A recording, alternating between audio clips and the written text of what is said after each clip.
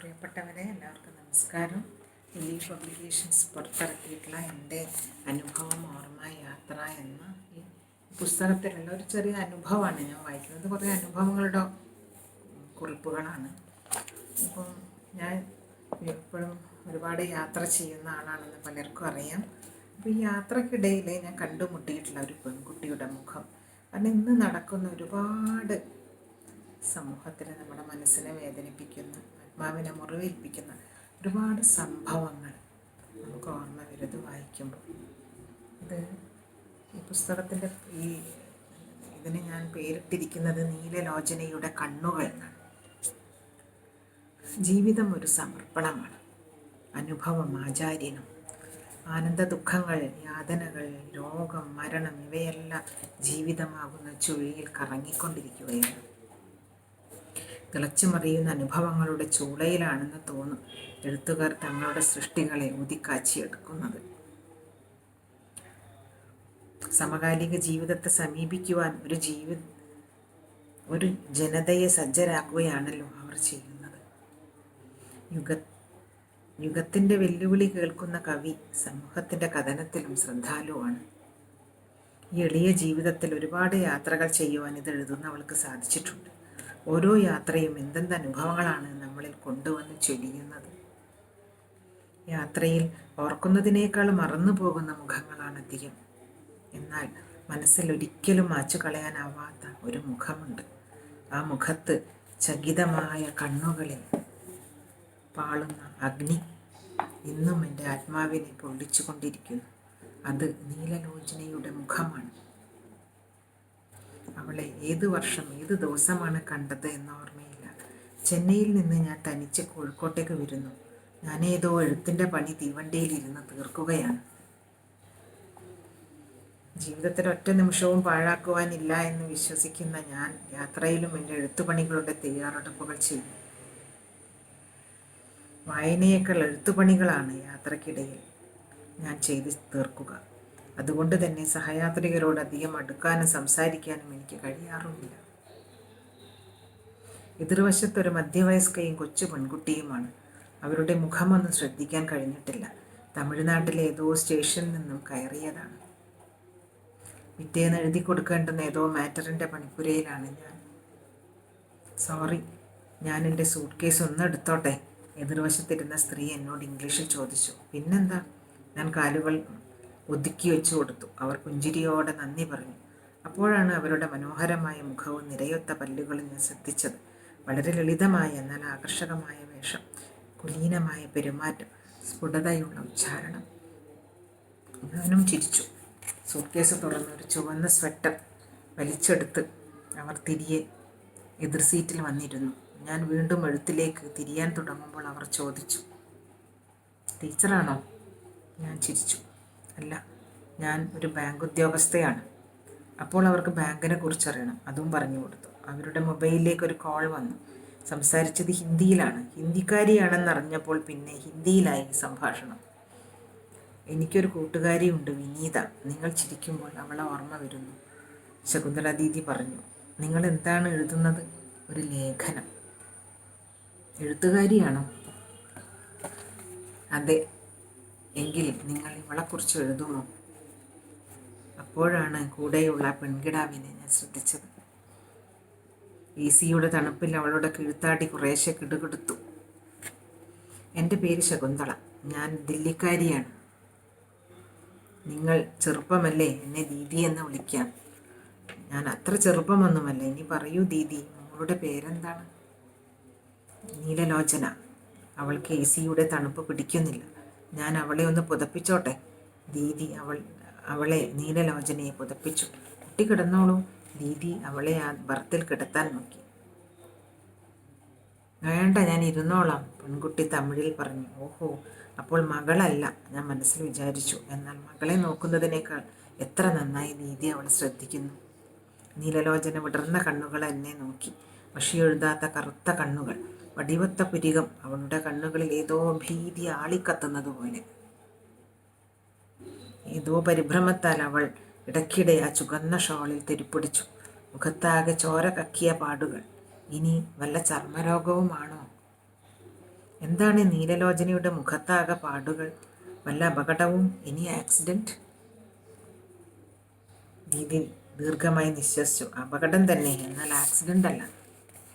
പെൺകുട്ടി അല്പം അതിശയത്തോടെ എൻ്റെ മുഖത്തേക്കും കയ്യിലെ കടലാസുകളിലേക്കും പേനയിലേക്കും മാറി മാറി നോക്കി. നീലലോചന, ഈ ചേച്ചി നിന്നെക്കുറിച്ച് കഥ എഴുതാൻ പോകുന്നു. ആംഗ്യം കാണിച്ചുകൊണ്ട് ദീദി ലഘുവായി പൊട്ടിച്ചിരിച്ചു. 11-12 വയസ്സുള്ള ഇളം കിടാവ് മന്ദഹസിക്കാൻ ശ്രമിച്ചു. ദീദിയുടെ കയ്യാംഗ്യങ്ങൾ കൊണ്ട് അവൾക്ക് കാര്യമേതാണ്ട് പിടികിട്ടിയിരുന്നു. അവളുടെ മുഖത്തെ പാടുകളും പാതി ഉണങ്ങിയ മുറിവുകളും എന്നെ അസ്വസ്ഥപ്പെടുത്തി. ദീദി ഫ്ലാസ്കിൽ നിന്നൊരു ഗ്ലാസ്സിലേക്ക് പാൽ പകർന്നു അവൾക്ക് കൊടുത്തു. അവൾ കുടിക്കാതെ എന്നെ നോക്കി. ദീദി അത് ബലമായി കുടിപ്പിച്ച് അവളെ ആ ബർത്തിൽ നിർബന്ധിച്ചു കിടത്തി. നീലലോചനയുടെ വലിയ കണ്ണുകൾ അപ്പോഴും ചകിതമായി എന്നെ നോക്കി. നിങ്ങളെ ഉടുപ്പ് നല്ലാർക്ക്, അവൾ എൻ്റെ വസ്ത്രങ്ങളെ നോക്കി പറഞ്ഞു. ഞാൻ ചിരിച്ചുപോയി. ഏതോ വലിയ വേദന സഹിക്കുമ്പോഴും ആ പെൺകിടാവ് നിറങ്ങളെയും വസ്ത്രങ്ങളെയും സ്നേഹിക്കുന്നു. ഏത് ഭാഷ സംസാരിക്കുന്നവളെങ്കിലും ഏത് രോഗത്താൽ വലയുന്നവളെങ്കിലും അവളും പെണ്ണു തന്നെ. നീലലോചനയുടെ കണ്ണുകൾ പതുക്കെ അടഞ്ഞു. എത്ര പെട്ടെന്നാണ് അവൾ ഉറങ്ങിപ്പോയത്. കളങ്കമറിയാത്ത ബാല്യം. ഞാൻ കടലാസുകളിലേക്ക് വീണ്ടും മുഖം കുനിച്ചു. പാവം നീലലോചന 3 ദിവസമായി ആഹാരം കഴിച്ചിട്ട്. ഇടയ്ക്കിടെ പാൽ മാത്രം കുടിക്കും, പിന്നെ കുറേശ്ശെ നേർത്ത അരിയുടെ കഞ്ഞിയും. ഞാൻ കടലാസുകളെല്ലാം അടുക്കി ഫയലിലാക്കി. ഇനി എഴുത്തു നടക്കുമെന്ന് തോന്നുന്നില്ല. നീലലോചനയ്ക്ക് എന്താണ് അസുഖം? ഞാൻ ദീദിയുടെ നേർക്ക് തിരിഞ്ഞു. അസുഖം അവൾക്കല്ല, നമ്മുടെ സമൂഹത്തിനാണ്. ഈ വിധം അവളെ പിച്ചി ചീന്തിയ സമൂഹത്തിന്. ഞാൻ നടുക്കത്തോടെ ഉറങ്ങുന്ന ആ പാവം പെൺകിടാവിനെ നോക്കി. ഓമനത്തമുള്ള മുഖത്തെ കറുത്ത ചുണ്ടുകളിൽ ഉണങ്ങാത്ത മുറിവ്, കവിളികളിലാകെ വിളർപ്പ്. ഹോ, എന്താ? ദീദി തെളിച്ചു പറയൂ. എൻ്റെ കണ്ഠത്തിന് ഏതോ വിറയൽ. ദീദിയുടെ മുഖം കടുത്തു. ഞാൻ ദില്ലിയിലെ ഒരു മഹിളാ പ്രസ്ഥാനത്തിൽ ജോലി ചെയ്യുന്നു. അറിയാമോ, പുസ്തകങ്ങൾ എഴുതുന്ന ലേഖികർക്ക് ഇന്ത്യയിൽ ഓരോ ദിവസവും എത്ര ബലാത്സംഗങ്ങൾ നടക്കുന്നു എന്ന് അതിന് ശരിയായ കണക്കില്ല. എന്നാൽ ഞങ്ങളുടെ പ്രസ്ഥാനത്തിൽ എത്തിച്ചേരുന്ന അല്ലെങ്കിൽ ഞങ്ങൾ കൂട്ടിക്കൊണ്ടുവരുന്ന പെൺകുട്ടികളുടെ കണക്ക് കേട്ടാൽ നിങ്ങൾ ശരിക്കും ഞെട്ടും. നീലലോചനയുടെ കഥ കേട്ടാൽ വായനക്കാരെ നിങ്ങളും ഞെട്ടും. 6-ലോ 7-ലോ പഠിക്കുന്ന ആ പെൺകിടാവിനെ സ്കൂളിൽ അധ്യാപകനാണ് ആദ്യം പിച്ചി ചീന്തിയത്.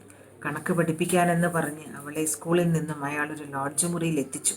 അവിടെ ആ കുരുന്ന് പെൺകുട്ടിയെ അയാൾ സ്വന്തം ആവശ്യം കഴിഞ്ഞ് മറ്റു പലർക്കും വീതിച്ചു കൊടുത്തു. എന്താണ് നടക്കുന്നത് എന്ന് പോലും അറിയാതെ ദേഹത്തെ മുറിവുകളുടെ വേദനയിൽ പുളഞ്ഞ് അവൾ 2-3 ദിനരാത്രങ്ങൾ മുറിയിൽ കഴിഞ്ഞു. അവർക്ക് മുറിയിലേക്ക് ഭക്ഷണം എത്തിച്ച ഏതോ ഹോട്ടൽ ജീവനക്കാരൻ പോലീസിൽ അറിയിച്ചപ്പോഴാണ് അവളെ ആശുപത്രിയിലാക്കിയത്. ശരീരത്തിൽ ഒരുപാട് തുന്നിക്കെട്ടലുകൾ കഴിഞ്ഞ് അവശയായ അവളെ ആശുപത്രിയിൽ നിന്ന് ഡിസ്ചാർജ് ചെയ്തു. എന്നാൽ വീട്ടിലേക്ക് കൊണ്ടുപോകുന്നതിന് പകരം ഏതോ ട്രെയിനിൽ അവളെ ഉറക്കിക്കിടത്തി അച്ഛനും അമ്മയും പോയി. പിന്നീട് ദില്ലി പോലീസാണ് ഇവളെ ഞങ്ങൾക്ക് കൈമാറിയത്. ദീദിയുടെ ശബ്ദം കടുത്തു. ധർമ്മരോഷം തിളച്ചു മറിയുന്നൊരു അഗ്നിപർവ്വതമായി തീർന്നു എൻ്റെ മനസ്സ്. എൻ്റെ കയ്യിൽ കിടന്ന് ഈ പെൺകിടാവ് ഒരുപാട് കരഞ്ഞിട്ടുണ്ട്. അവളുടെ ഭാഷ എനിക്ക് മനസ്സിലാവില്ല, എന്നാൽ അവളുടെ വേദന എനിക്ക് മനസ്സിലാവും. ആ പാവം കുഞ്ഞിനെ ദുരന്തത്തിൽ നിന്ന് മോചിപ്പിച്ച നിയതിയുടെ കൃപയായിട്ടാണ് ഞാൻ ദീദിയെ കണ്ടത്.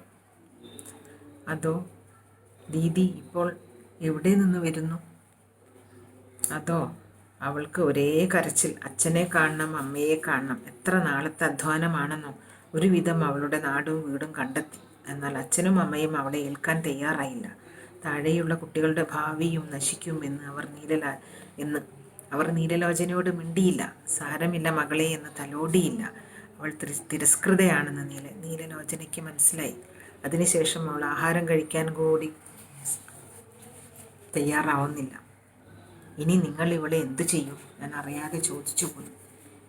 ഞങ്ങൾക്ക് ഇത്തരം കുട്ടികളെ താമസിപ്പിക്കാൻ പ്രത്യേകം ഇടങ്ങളുണ്ട്. അവർക്ക് വസ്ത്രം, വിദ്യാഭ്യാസം എല്ലാം കിട്ടും. നിങ്ങളിപ്പോൾ ചോദിച്ച ചോദ്യമുണ്ടല്ലോ, നിങ്ങൾ ഇവിടെ എന്തു ചെയ്യുമെന്ന ചോദ്യം, ഇതുവരെ ഞാൻ എന്നോട് തന്നെ ചോദിച്ച ചോദ്യം. ഇപ്പോഴാണ് എനിക്ക് ഉത്തരം കിട്ടിയത്. ഞാൻ ഇവളെ വളർത്തും. എൻ്റെ മകളായി ദില്ലിയിലെ എൻ്റെ വീട്ടിൽ ഇവൾ വളരും. ദീദിയുടെ മുഖം അല്പം പ്രഫുല്ലമായി. ഉത്തരം കിട്ടാതിരുന്നൊരു ചോദ്യത്തിന് പരിഹാരം കിട്ടിയതുപോലെ. ഇവളുടെ ശരീരത്തിലെ ഉൾമുറിവുകൾ ഉണങ്ങിയിട്ടില്ല. മംഗലാപുരത്തെ എൻ്റെ ഒരു സുഹൃത്ത് നടത്തുന്ന ആശുപത്രിയിൽ അവളെ ചികിത്സയ്ക്കായി കൊണ്ടുപോവുകയാണ്.